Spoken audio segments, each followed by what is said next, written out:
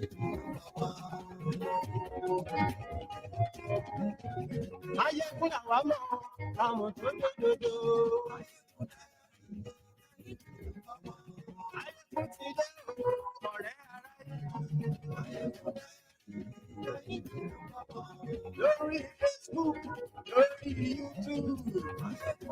welcome back. Good morning to you. Good afternoon to you. And good evening to you. From wherever you are joining us tonight, it is Mayegun Live.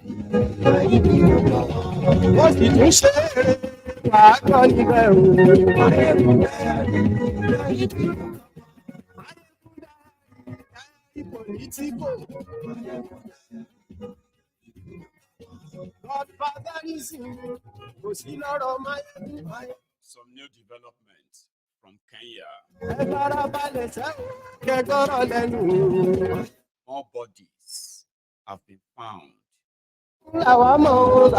Bodies of the protesters killed by Ruto's police and soldiers. This has now changed the entire narrative as we speak. This is now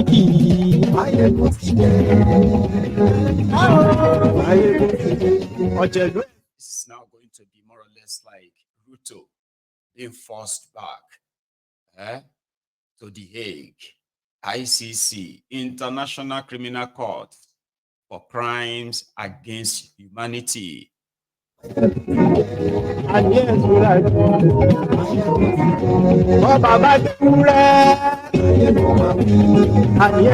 Bodies of protesters that were killed, some of them, they were kidnapped far away from the protesting ground. They were traced down to their homes and they were made to disappear. They were killed and stuck in bags, sacks, and dumped on a dump site. You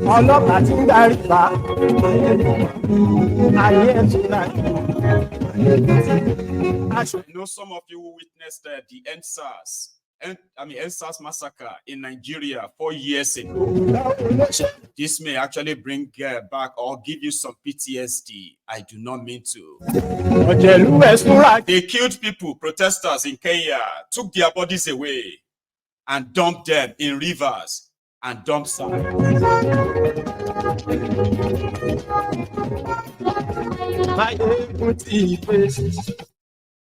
Thank you. Motide.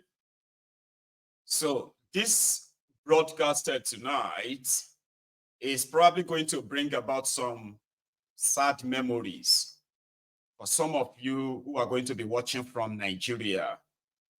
I'm not talking about those who have been politically motivated people who have been denying that massacre that happened in Nigeria almost 4 years ago, October 2020. Now, so those of you who have been following the development in Kenya, the development where the Kenyans reject the finance bill 2024, and they took it so serious when the politician or the political class won't take them serious.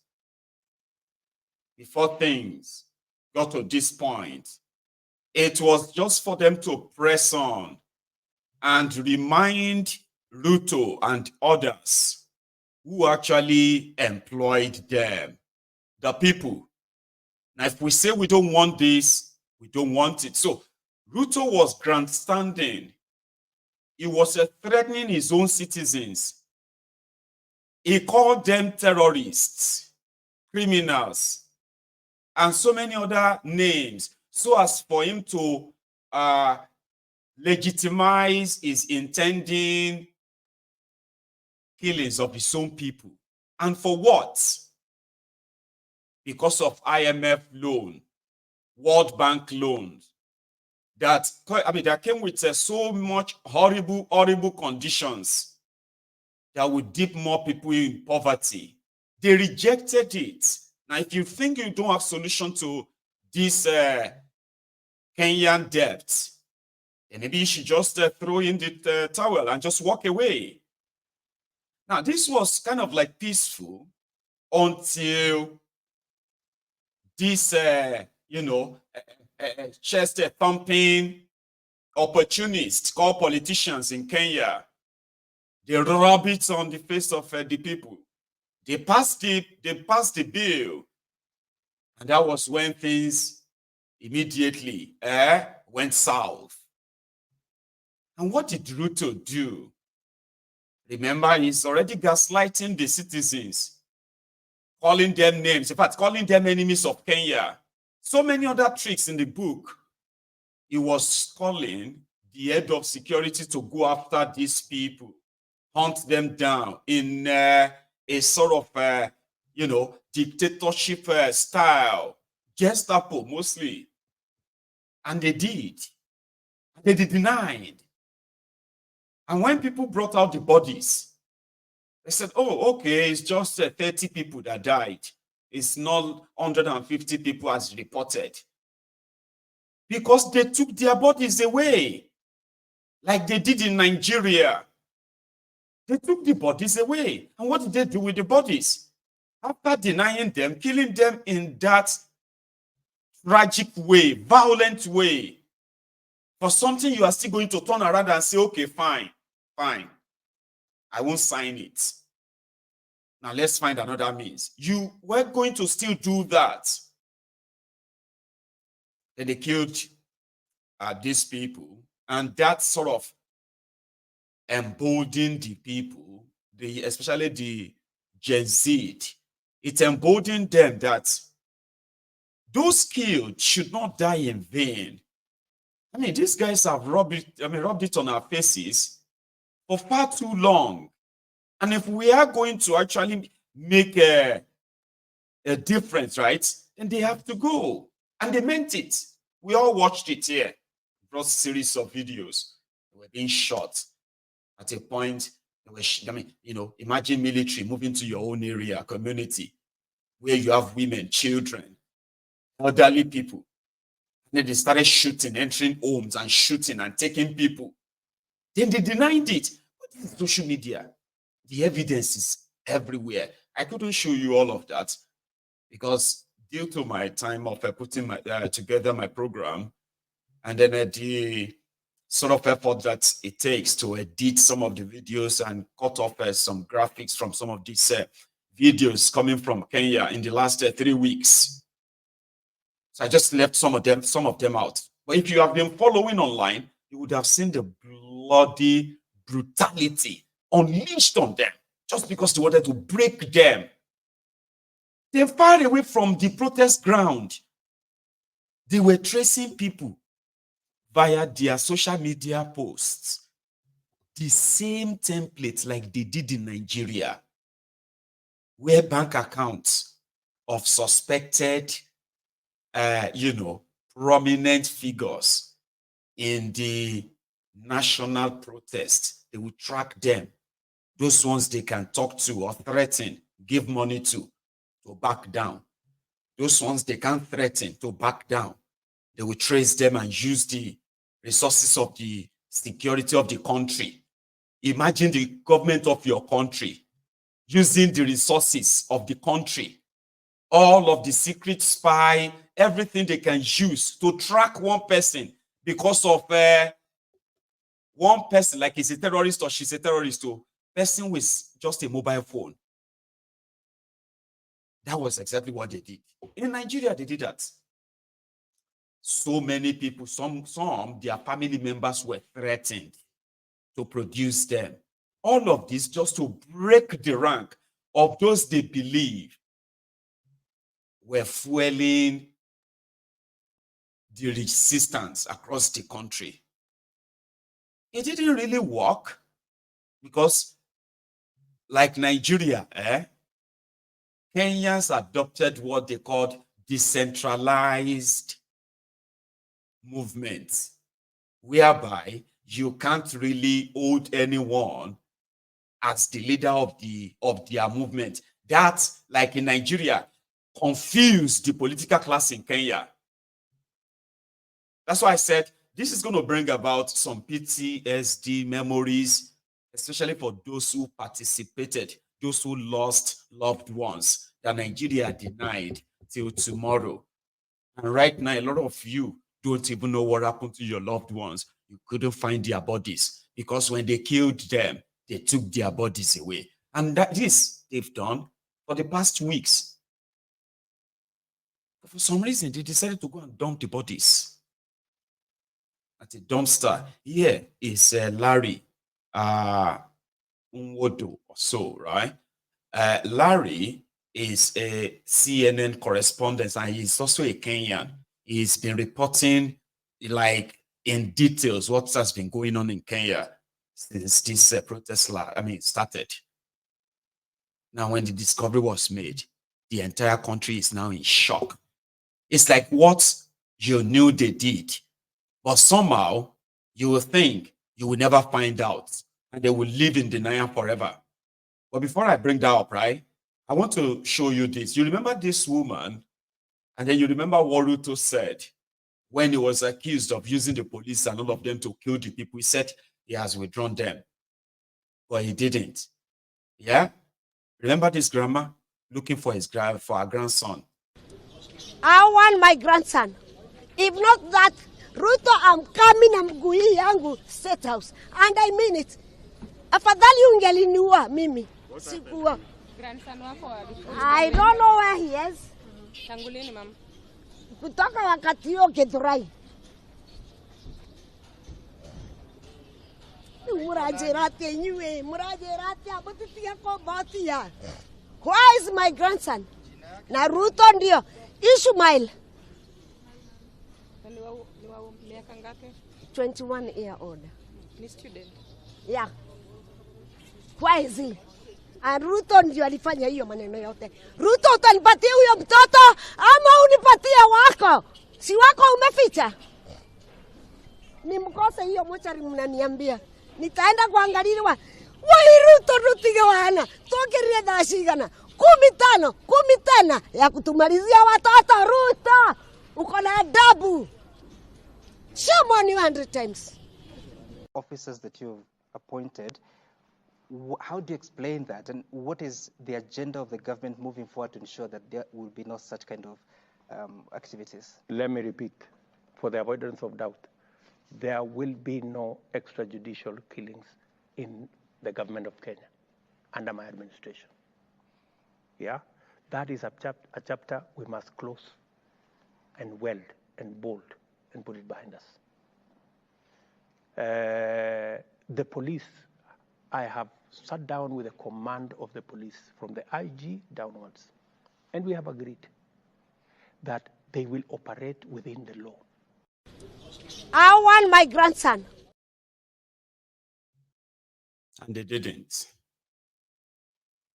See, some might found this next clip disturbing, but I have done my best to sort of cut into half any part that could be distressing to anybody. So it shouldn't be. All right. This is the discovery today that has now thrown the entire Kenya into a rude shock. And this, according to everyone, has changed everything. From all of you who have been following things up till now, with this, it has changed. Even IMF right now, they are also speaking out. Say, okay, you know what? We really, you know what I mean? This changed everything. And they are now telling Ruto, he has between now and Tuesday, latest Wednesday, this coming week, to leave, or they will take over the government house of Kenya, like they did the parliament. Watch. The video you're about to see is disturbing. Decomposing bodies pulled out of a quarry in the Mukuru Kwanjenga neighborhood of Nairobi. It is not clear who these people are, who dumped these bodies there, or how long they have been there. But activists say they had the same characteristics, same sacks, same ribbons.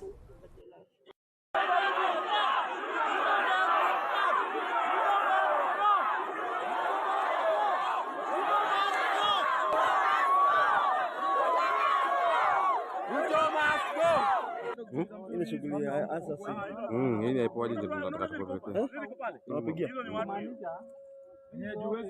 Kama ile tulikuwa tunashukia karatasi tulikuwa tunashuka. Yaani mtu. Wala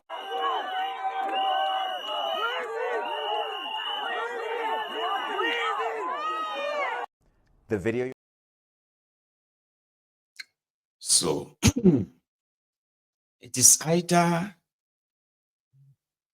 what the only thing people feel will save William Ruto right now is for an autopsy to identify who are these bodies. If a single one of them is identified as one of the protesters, or they are all identified as the protesters, Ruto won't only be forced out, he may actually be arrested too. Now that's the mood of the country right now. Is like, how are we going to go about this? Because there is already a planned, what they call the mega protest on Tuesday. They said Ruto is so cunning. And they are Kenyans, so they said he is so cunning and deceitful that some of you outside Kenya, they look at him based on all you have seen so far and possibly form an opinion like, oh, it seems to be like a reasonable person and all of that, but that is not how majority of Kenyans are seeing him. Despite all the concessions he's made, right? The sacking of his own cabinet and the cut off or the cuts down of over 47 agencies and all that. All of this kind of look like good to people who are observing from outside Africa. Outside Kenya and possibly outside Africa. But to Kenyans, they know themselves very well. Ruto can be trusted. Now, the plan was that he has to go say, when you finish sacking everybody that has sort of treated us with so much condescending and all that, you would have to still sack yourself. We don't trust you. A lot of us are still missing. A lot of us are still in jail. How can you just go on TV and just make some announcements, right? And then and believe that everything is fine?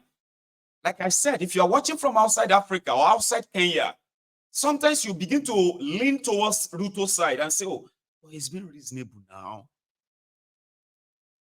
But with this discovery, it changes everything. Few days ago, in fact, in the last few days, they found bodies inside river, bodies dumped inside river, bodies dumped at a quarry site. And these have been bodies of missing people during the protest. You know what actually makes it sad is that apart from those they shot and killed right there on the protest ground or across the country, right? They will send agents to go after, like I said, some identified big profiles on social media just to eliminate them. Imagine the government of your country, secret police of your country, disguising to come into your family house where you have your wife, your children, young family. Because you are afraid for them that if this government should do what they are planning to do, and 40% Kenyans fall into abject poverty, yourself, your young family may be among the 40% Kenyans that will fall into poverty. So if you standing up to push the voice and demand that government shouldn't do it, they should find other means, will probably give the future to your young family. Now, you went out there, not because you went to attack anybody. You went out there to exercise your civil rights. And the next thing, you were on your way home, and your wife calls you and said, please, don't come back home. Why? There are these two guys who came to the house, and they were asking for you. Okay? And they started asking, when are you going to be back? When are you going to be back? And this is something I suspect that it's not. And then the next thing, your neighbor calls you. Your neighbor that you've never really been talking to. Just other than, hey, neighbor, hello, hi. They suddenly calls you. Hello, Mayegun. A long time. How are you? How is everything? Man, see, I have a job for you now. 50 million shillings. Yeah, it's a supply job. Please. Where are you? I'm in our compound right now. Yeah, in front of your own apartment. I can come and meet you where you are. Just tell me where you are.